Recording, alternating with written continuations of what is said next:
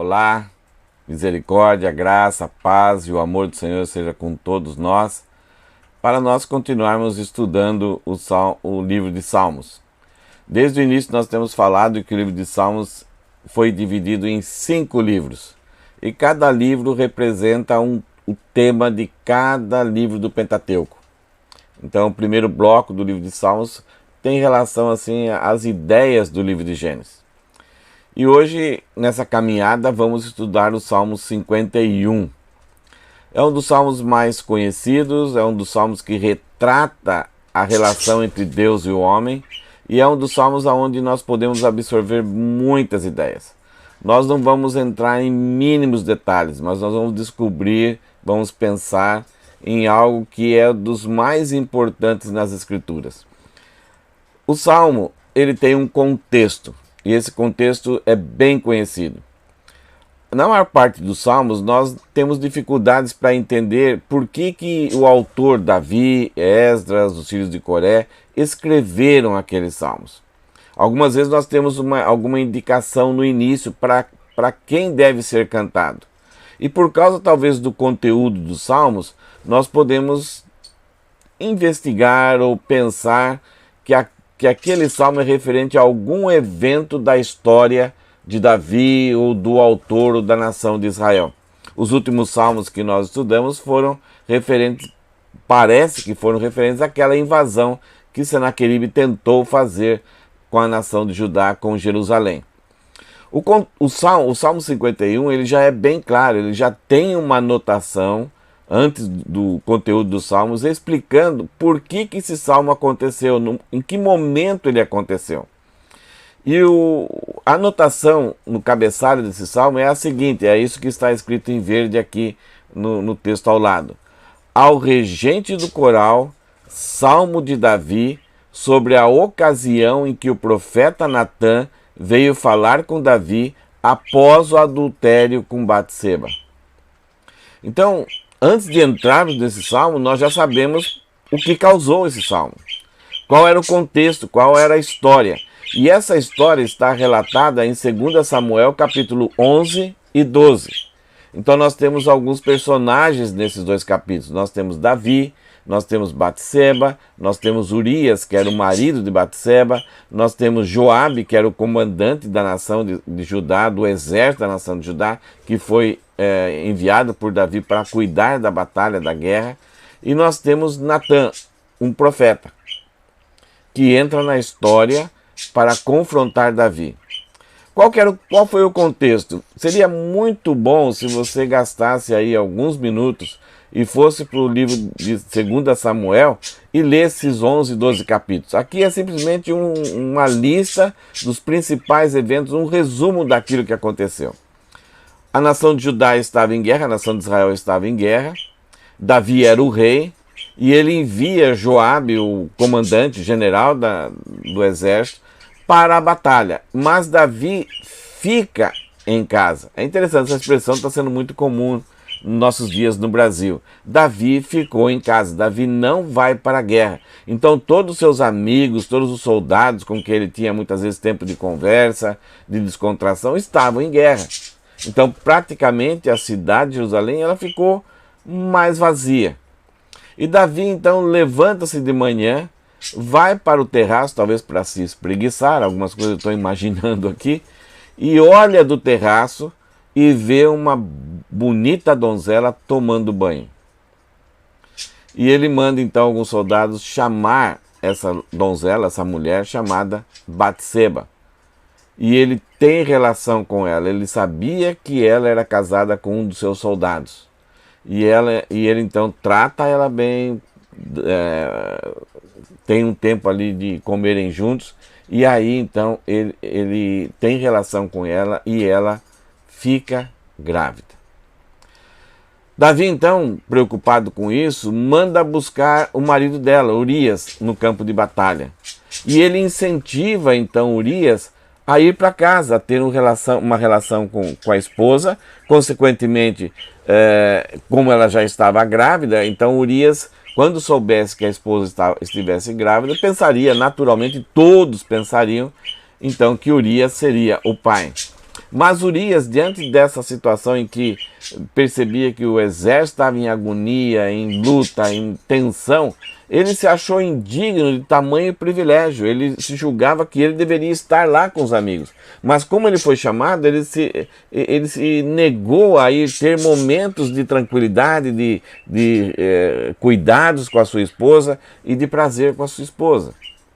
Então ele não vai.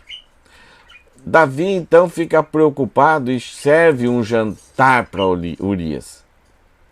E dá muito vinho para ele. Urias fica bêbado.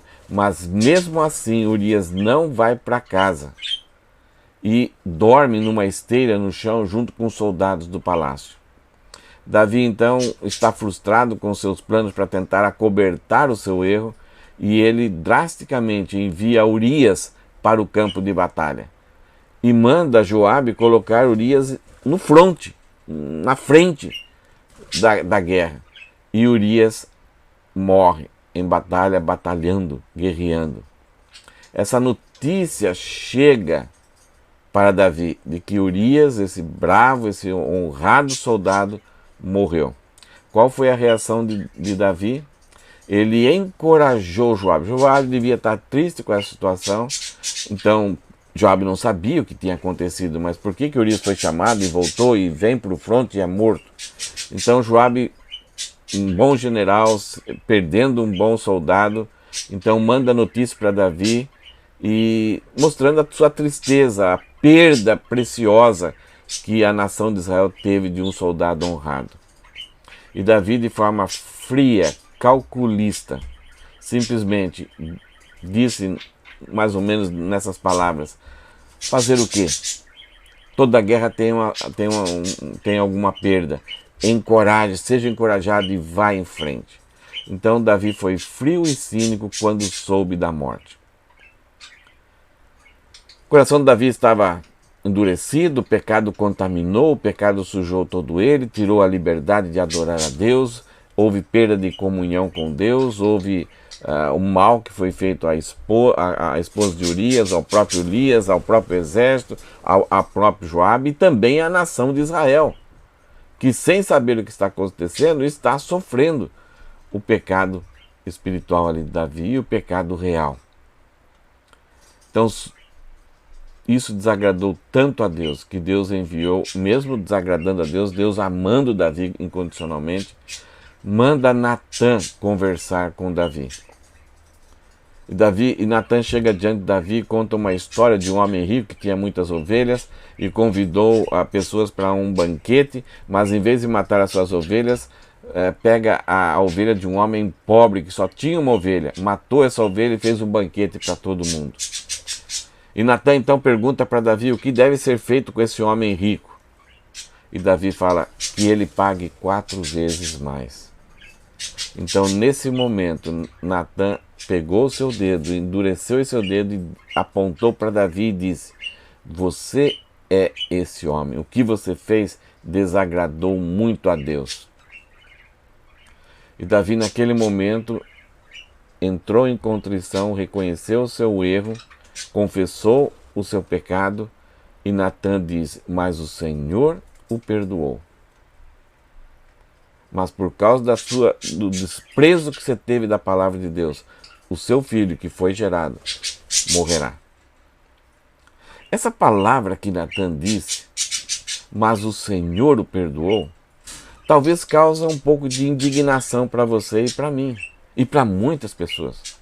Como assim um rei poderoso que tinha tudo nas suas mãos se apodera de algo que era precioso para um outro homem, um homem honrado, e destrói tanto a vida desse homem, como prejudica a sua própria vida, a vida da nação, a vida de um comandante?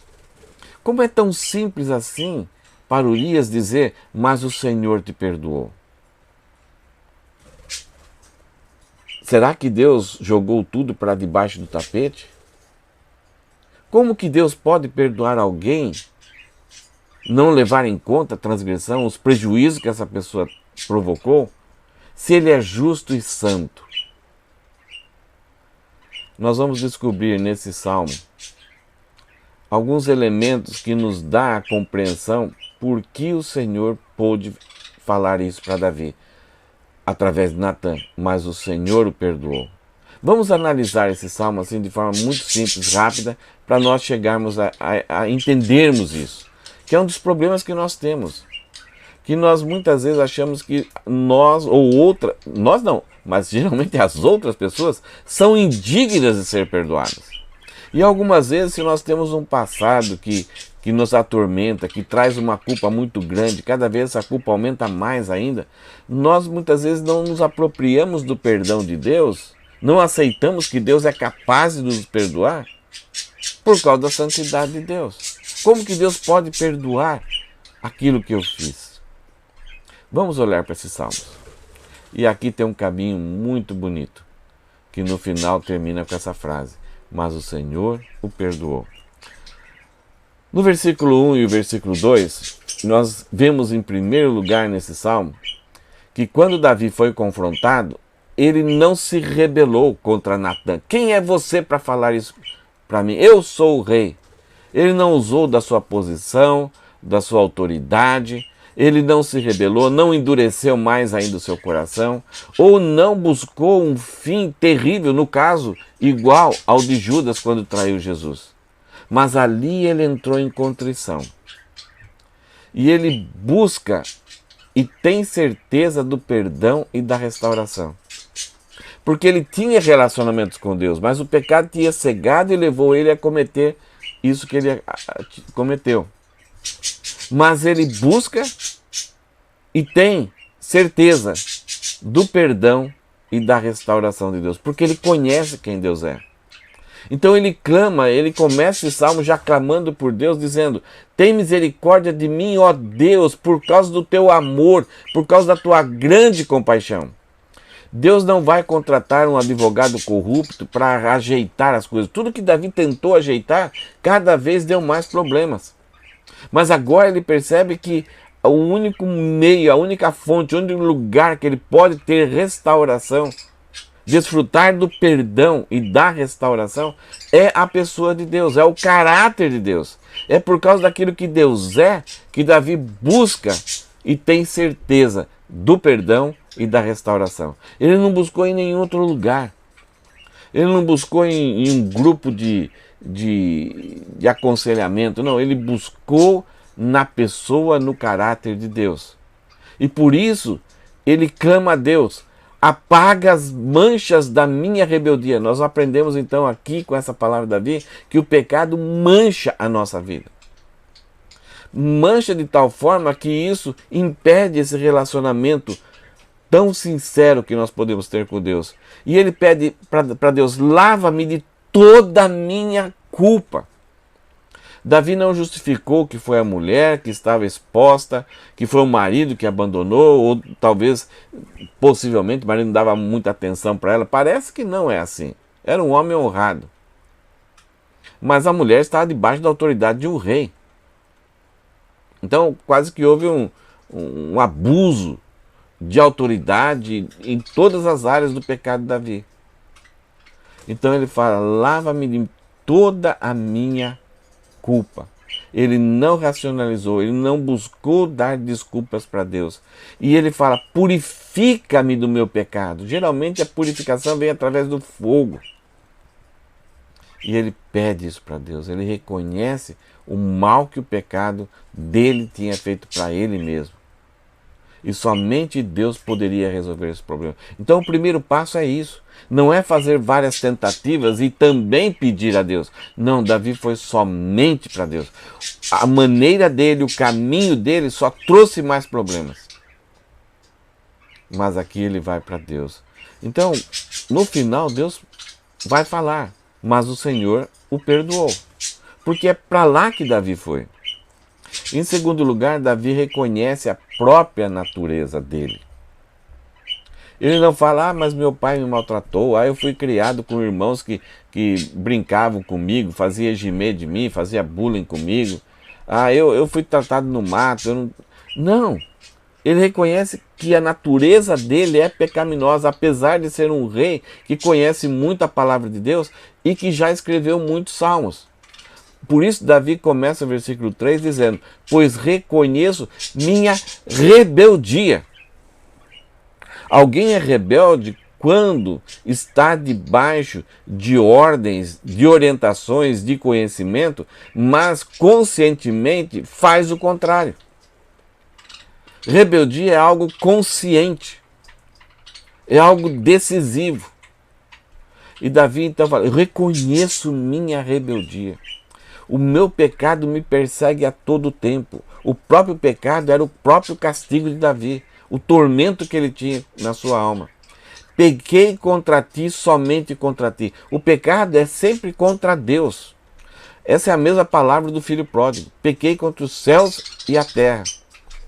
Então não adianta nós irmos buscarmos reconciliação com outras pessoas sem antes termos reconciliação com Deus, porque Deus é o principal ofendido.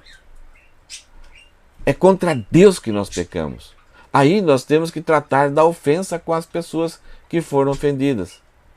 Se vamos acertar, vamos confessar nosso pecado, vamos restituir alguma perda, mas em primeiro lugar é com Deus. Não devemos inverter essa ordem. Então Davi fala: pequei contra ti, somente contra ti, fiz o que é mal aos teus olhos. Davi dá nome aos bois. Ele trata o pecado com o nome de pecado. Ele não trata como se fosse algum transtorno, algum sentimento incontrolável, uma ansiedade que levou ele a cometer alguma coisa. Não, eu fiz o que era mal, e o mal não pertence a Deus. E o mal sempre vai ser inimigo de Deus. E o mal sempre vai ser contra a natureza de Deus. Então Davi fala: rebeldia, eu pequei, eu fiz o que era mal aos teus olhos. Então Davi reconhece que tudo aquilo que ele tentou esconder, Deus estava ciente e via tudo. Ele se auto-enganou. Então Davi confessa que Deus era onisciente. Por isso, olha só os passos de Davi. Por isso, Deus, tens razão no que dizes, e é justo o teu julgamento contra mim. Algumas vezes é triste quando uma pessoa peca, ela recebe as consequências do pecado e ainda ela culpa a Deus por ela ter feito aquilo. Ou não reconhece, quando as Escrituras falam sobre o pecado dela e como acertar, não aceita, não reconhece, se rebela, afronta, nega. E Davi fala assim: por isso, Deus, o Senhor tem razão no que dizes, e é justo teu julgamento contra mim. Davi lembrou todos os textos bíblicos, as passagens bíblicas sobre como Deus tinha orientado, desde Moisés, desde Adão, todos os homens a respeito do pecado. Davi fala: tudo que o Senhor diz sobre mim é verdadeiro. Aquilo que essa confrontação de Natã abriu a mente de Davi para lembrar de tudo o que ele tinha aprendido das Escrituras. E Davi fala: pois eu sou pecador desde que nasci, sim, desde que minha mãe me concebeu. Então, no momento que a mãe de Davi concebeu, ele já herdou a natureza pecaminosa. E tudo que nós fazemos, o pecado de Davi não foi por causa do ambiente. O ambiente talvez facilitou, estimulou, mas o pecado foi concebido pela concupiscência de Davi. É isso que Tiago, no Novo Testamento, fala. Cada um é tentado pela sua própria concupiscência, pelo seu próprio desejo incontrolável. Davi fala: pois sou pecador desde que nasci, sim, desde que minha mãe me concebeu.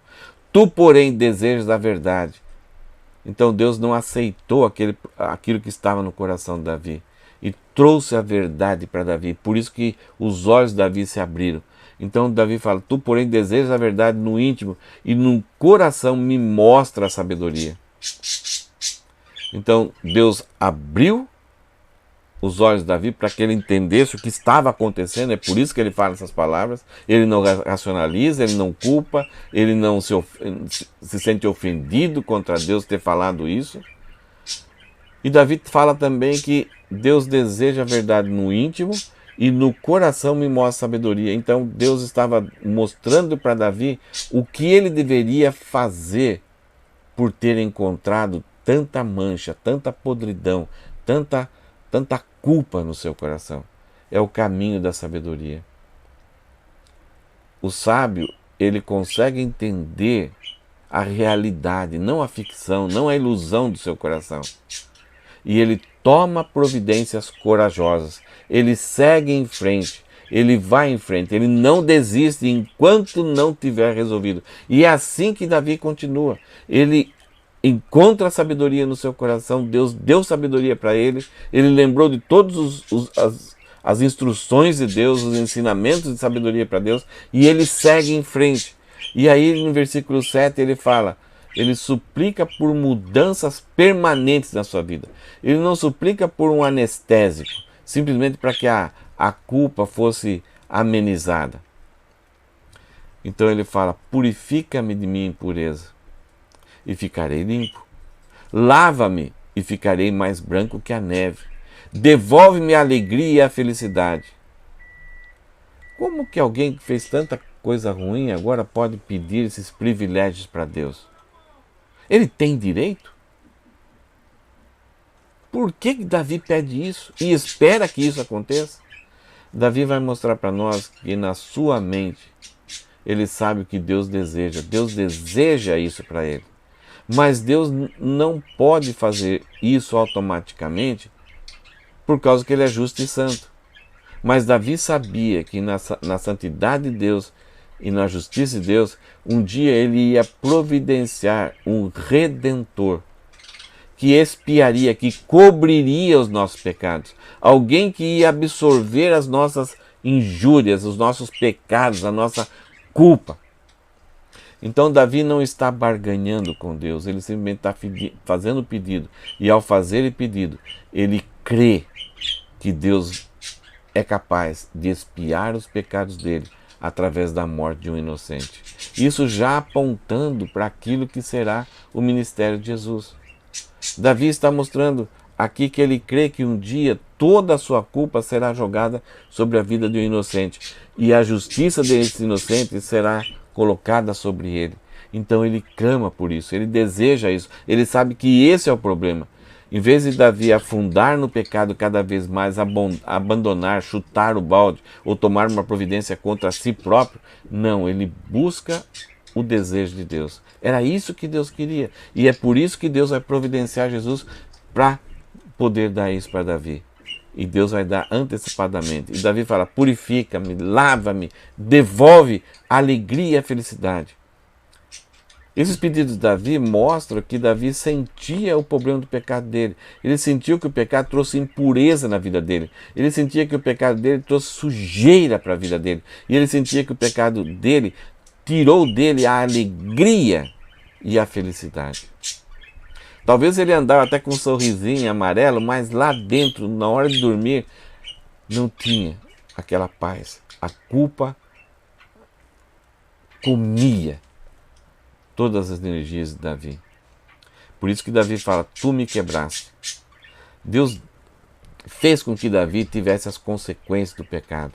E Davi fala, tu me quebraste. Então Davi reconhece as coisas que aconteceram após o pecado dele como disciplina e foi uma forma de Deus buscar Davi de volta e ele chegar a esse ponto para poder ser restaurado.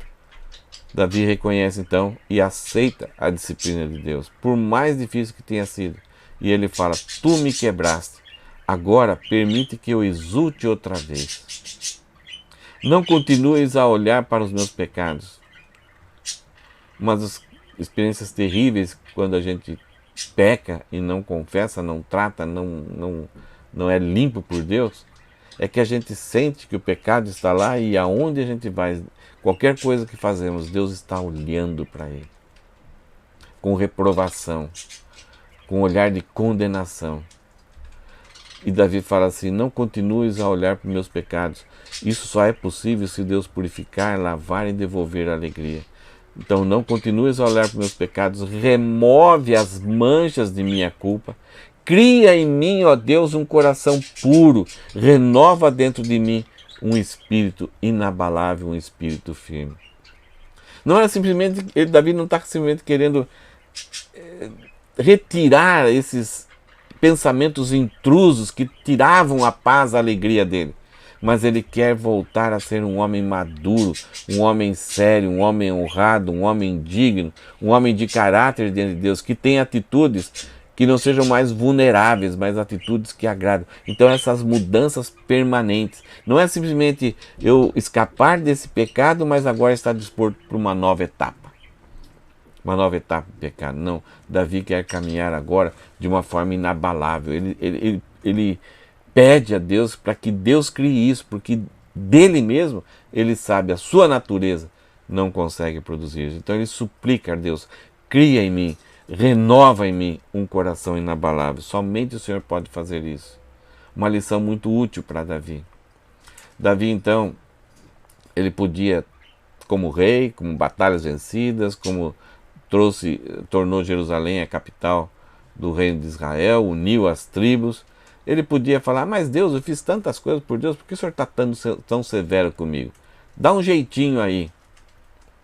Ou ele poderia dizer, eu também não quero brincar mais com isso. Foi o Senhor que quis, não deu certo, tchau, passar bem.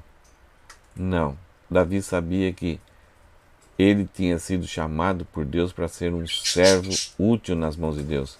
E ele pisou na bola. E ao pisar na bola, agora essa instrumentalidade de Davi para servir a Deus estava contaminada. E poderia ter consequências. E Davi fala, não me expulse de tua presença, isto é, não permita com que eu perca o privilégio de adorar ao Senhor. Davi entende que o pecado nos leva para longe do lugar onde Deus é adorado, no meio do povo de Deus. Quantas pessoas, e nós mesmos passamos por isso, quando pecamos nós não ficamos animados, se torna um peso reunir com o povo de Deus para adorar a Deus. E algumas vezes o próprio Deus é quem nos afasta. Quando o pecado não é confessado diante da palavra de Deus exposta, diante das músicas, nós endurecemos o nosso coração, Deus não quer que nós estejamos ali o adorando. Então o próprio Deus nos expulsa. Isso aconteceu com a nação de Israel. Durante 490 anos eles foram desobedientes em guardar o ano sabático. E estavam ali sacrificando e adorando a Deus. Deus falou, chega, vão para a Babilônia. Ficaram 70 anos na Babilônia. Vários provérbios advertem o servo, o homem sábio, para que ele não viva uma vida que corra perigo dele ser expulso da terra. A ideia aqui é que o homem seja impossibilidade de adorar a Deus. A maior tristeza do ser humano é quando Deus se retira ou retira a pessoa para que não haja possibilidade de adoração, uma adoração verdadeira. No Antigo Testamento, Deus estabeleceu que a adoração somente seria em Jerusalém. Então, quando as pessoas faziam alguma coisa e conscientemente eles pensavam, puxa, Deus pode me expulsar, ela entrava em pânico, ela entrava em desespero.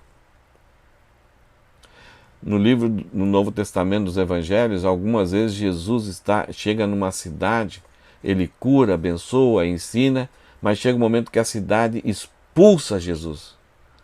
E os evangelistas eles vão narrar que Jesus se retirou daquela cidade. Parece palavra simples, mas eles perderam o privilégio de estar ali em contato com a luz, com o Deus encarnado.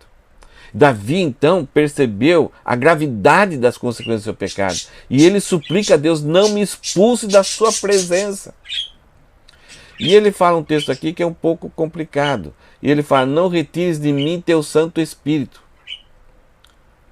A ideia aqui é que Davi tinha sido ungido com o Espírito Santo para ser um rei teocrático, para ser um instrumento de bênção, de liderança, uma soberania mediada que Deus deu para ele governar a nação de Israel.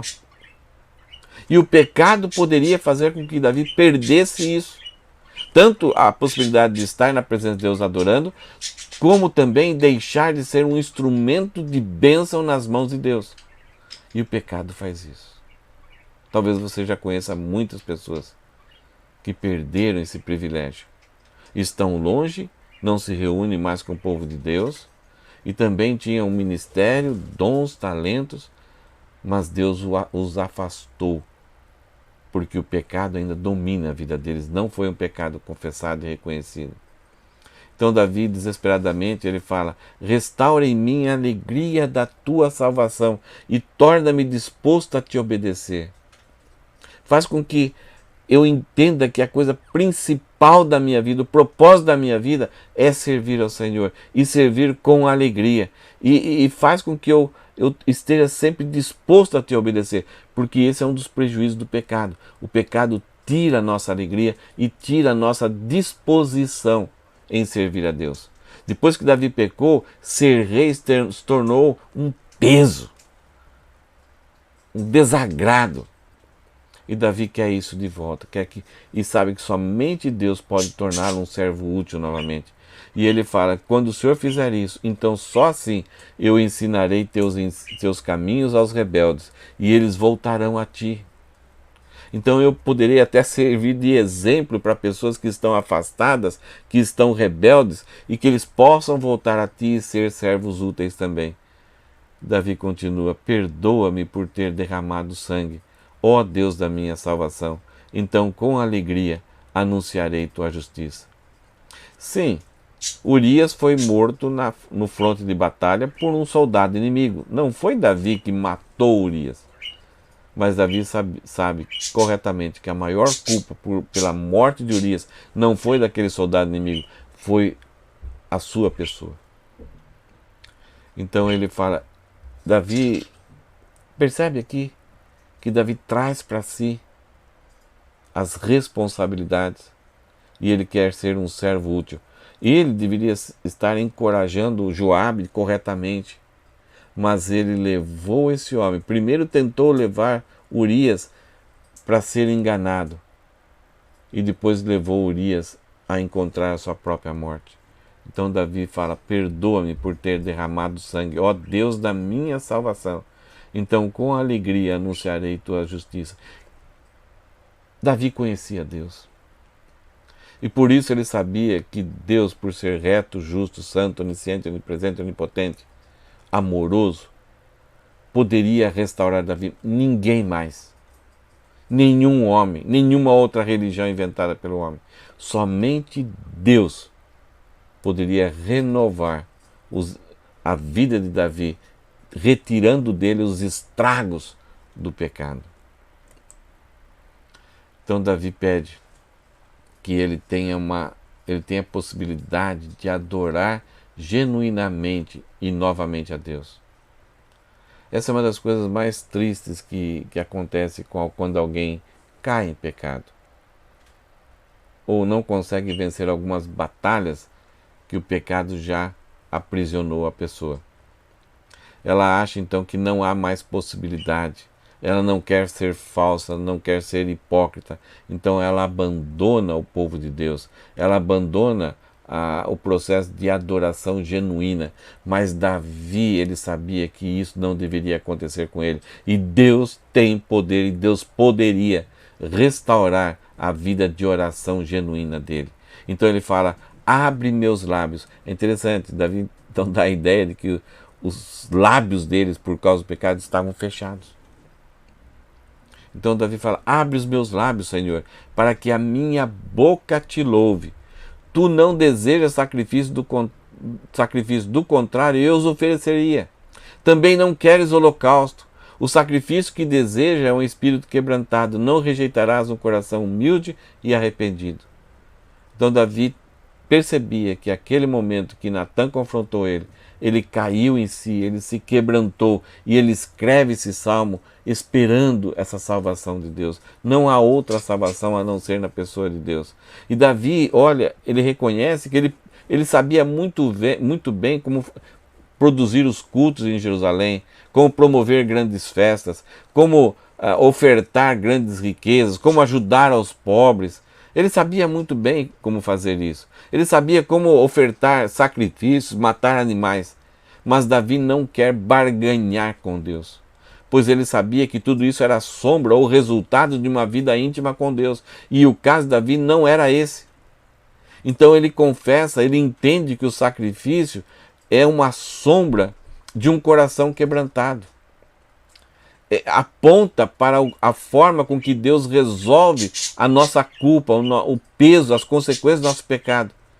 O sacrifício aponta que Deus matou um inocente em nosso lugar. Então Davi entende que não adiantava fazer rituais ou fazer boas obras. Esses são resultados de uma vida de alegria com Deus, de serviço a Deus. Mas o que Davi entendia é que precisava haver agora contrição, arrependimento e fé nesse Deus que restaura e salva. Deus não é um Deus de barganha, porque num dos salmos que nós estudamos, Deus não precisa de nada. Ele não precisa comer. Tudo é dele.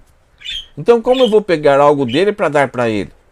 Para tentar fazer com que ele se agrade de mim, sendo que eu não estou quebrantado, não estou arrependido e não concordo com os padrões de Deus, a revelação da sua palavra. Então Davi mostra aqui que o que Deus deseja é um espírito quebrantado, humilde. Deus nunca vai rejeitar um coração humilde e arrependido. Por isso, Davi continua dizendo o seguinte: olha com favor para Sião e ajuda Jerusalém, a ideia aqui. Reconstrói os muros de Jerusalém. O que Davi está falando aqui? É que o pecado dele foi escondido e só ele e Betseba sabiam. Ela ficou grávida. Urias não sabia, mas Davi queria trazer Urias para que os resultados, as consequências daquele pecado fossem encobertos e tudo ia continuar bem. Mas Urias, por causa da sua honra, não obedece Davi. Olha só, um homem que, por causa da sua honra, não obedece o rei. Se sentiu indigno. Davi então cria um outro plano, manda ele para a batalha. Ele morre. Então está tudo coberto, tudo resolvido. Não. Deus sabia de tudo. Mesmo que estivesse tudo coberto, Davi era o rei de uma nação teocrática. Ele tinha uma soberania mediada. Ele era um instrumento de Deus. E por causa do seu pecado, o povo, a nação, sem saber das consequências, do problema de Davi, estava já pagando o preço. Estava sendo afetada. Quando o pecado de alguém não é confessado, não é acertado, a comunidade muitas vezes perde aquela singeleza, aquela alegria, começa a haver problemas entre as pessoas. Não significa isso que toda vez que, como comunidade, como igreja, como povo de Israel, quando nós sofremos problemas, é resultado de pecado. Não, não estou querendo dizer isso. Mas Davi sabe que quando o pecado não é confessado, muitas outras pessoas acabam sendo prejudicadas. Então ele ora aqui, ele intercede por Jerusalém, porque Jerusalém estava sob o seu comando. E todo esse tempo ele comandou de uma forma ruim. E Jerusalém sentiu isso. Estava desanimada. Não tinha aquela alegria, aquela euforia, aquela singeleza de coração. Porque o rei está com problemas. Problemas ocultos, mas não para Deus. Então Davi, ele intercede por Jerusalém. Ele fala, olha com favor para Sião e ajuda. Reconstrói os muros de Jerusalém.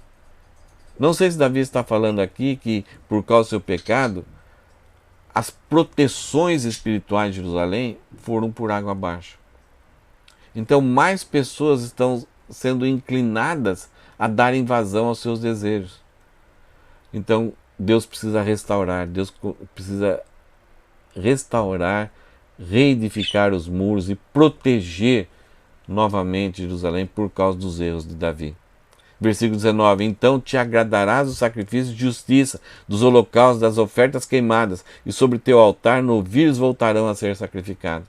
O que Davi está falando? Por causa do meu pecado, tudo aquilo que a nação de Israel está fazendo, de ritual, de festas e tudo mais, não está tendo valor nenhum ao Senhor. O Senhor não está aceitando. Eu sou o responsável. Então Deus restaura Jerusalém, para que tudo aquilo que elas façam sejam agradáveis ao Senhor. O culto, a adoração, a música, os festivais e os sacrifícios sejam aceitáveis diante do Senhor. Então nós temos que entender que o pecado, mesmo que oculto, mesmo que ninguém saiba, afeta a comunidade, porque estamos ligados em Cristo. Temos o mesmo sangue, fomos lavados pelo mesmo sangue. E muitas vezes podemos trazer grandes prejuízos a nossa comunidade. O tema desse Salmo 51 é a palavra de Natã para Davi. Mas o Senhor o perdoou. Porque Davi, através desse salmo, mostrou que o seu coração estava genuinamente contrito, arrependido. E foi somente para Deus, não barganhou, reconheceu a sua natureza, intercedeu por Jerusalém e entendeu que não dava para trocar o arrependimento por qualquer outra coisa. E se submeteu a Deus, se inclinou a Deus. Deus perdoou Davi, mas mesmo assim uma consequência ficou: o seu filho morreu, o bebezinho morreu. Essa história você pode conferir ainda no livro de Samuel, um processo triste em que Davi teve que enfrentar uma grande consequência. Mas Deus nunca tirou a ideia de que Davi era um homem segundo o coração de Deus. Talvez esse salmo prova justamente isso. Esse é o homem, e esse é o homem que Deus está procurando em mim e em você.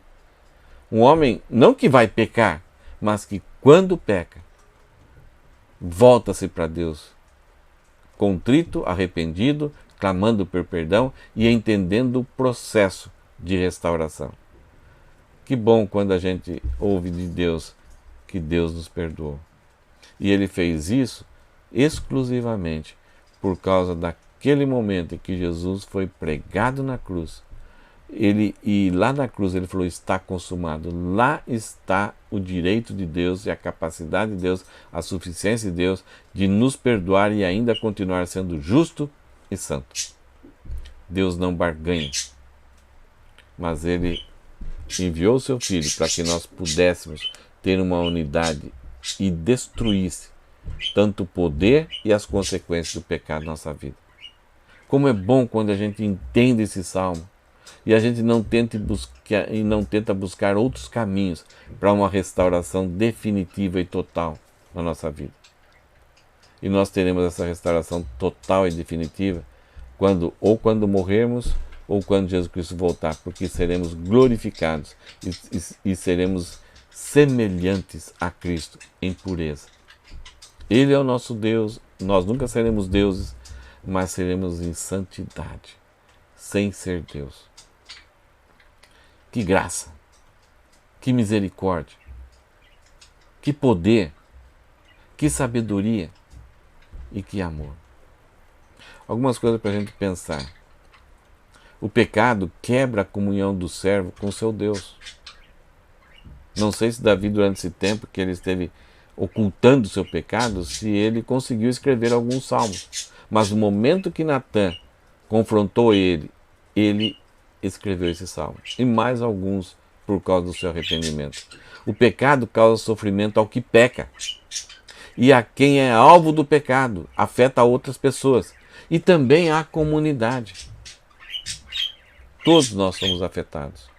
Então não dá para ocultar e arrastar o pecado mais para frente, tentando fazer com que o tempo vá resolver. Não, nós temos que confessar, se arrepender e buscar a Deus para que somente Deus possa nos restaurar. Não há nenhum mecanismo que possa restaurar a nossa vida, a não ser a pessoa amorosa e bondosa do nosso Deus. Pecamos contra um Deus onisciente, então não dá para esconder dele, onipresente, ele está onde nós estamos pecando, e onipotente, que tem todo o poder para tanto nos disciplinar, não dá para fugir dele, como também onipotente para nos livrar do poder e das consequências do pecado. Pecamos contra um Deus justo, santo, puro, eterno e verdadeiro. Deus não empurra para debaixo do tapete o nosso pecado, mas porque Ele é misericordioso e gracioso, Ele é suficiente para nos perdoar e restaurar, porque Ele enviou Jesus para morrer por nós. Nunca, então essa frase, queria terminar com essa frase, nunca devemos ficar indignados quando Deus perdoa alguém, pois o preço foi seu Filho Jesus. Algumas vezes a gente vê pessoas com um passado terrível, ou cometendo uma grande ofensa, até envolvendo até morte. Mas se a pessoa teve um verdadeiro arrependimento, creu em Deus, fez isso que Davi demonstrou aqui. Nós não podemos ficar indignados se ela voltar a louvar, ela voltar a servir, ela demonstrar que não tem mais culpa e ela mostrar a restauração que Deus fez. Nunca podemos ficar indignados, pois tudo isso foi conquistado e feito pela pessoa de Deus, porque Deus a enviou Jesus Cristo para ser o suficiente Salvador, o suficiente Redentor, o suficiente purificador das nossas vidas. Então, quando a gente vê um pecador que estava numa vida miserável, cego, sem alegria, sem propósito de vida, mas se encontra com esse Deus, nós devemos louvar e glorificar a Deus. Essa foi a vida de Paulo, um cara que perseguia a igreja de Deus, mas encontrou-se com Jesus, seus olhos abriram e ele teve essa plena liberdade para servir a Deus com alegria, com afinco, com dedicação. Não deixe que o pecado te afaste da comunidade de Deus. Não deixe que o pecado que tirar a disposição de servir a Deus ou ter aquele medo até de se encontrar com Deus. Resolva esse problema o mais rápido possível.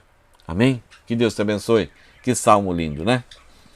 Deus, nós te agradecemos por conhecer de forma tão clara, de forma tão transparente a vida de Davi. É triste tudo aquilo que aconteceu, não deveria ter acontecido, mas Davi cometeu esse pecado e o Senhor providenciou com seu amor um processo de confrontação, de restauração e de retorno de Davi ao seu ministério. Nós te agradecemos por aprender essas verdades, que o nosso coração tenha sabedoria e verdade sempre vinda do Senhor. Em nome de Jesus. Amém. Davi não pôde ter aquele filho gerado ali por causa do pecado, foi uma das consequências específicas que Deus deu para Davi, mas uma das consequências mais trágicas que Davi teve, também por causa desse estilo de vida, daquilo que aconteceu, foi que Davi teve um desejo muito grande de construir um templo para Deus. Deus ainda, desde Moisés, Davi reconstruiu, estava vivendo, o culto era feito numa cabana, numa tenda, e Davi queria construir um grande templo. E Deus autorizou Davi. Então ele fez a planta, todos os cálculos de todo o material, providenciou todo o material, mas Deus disse para Davi: você não vai construir. O seu filho vai, mas você não.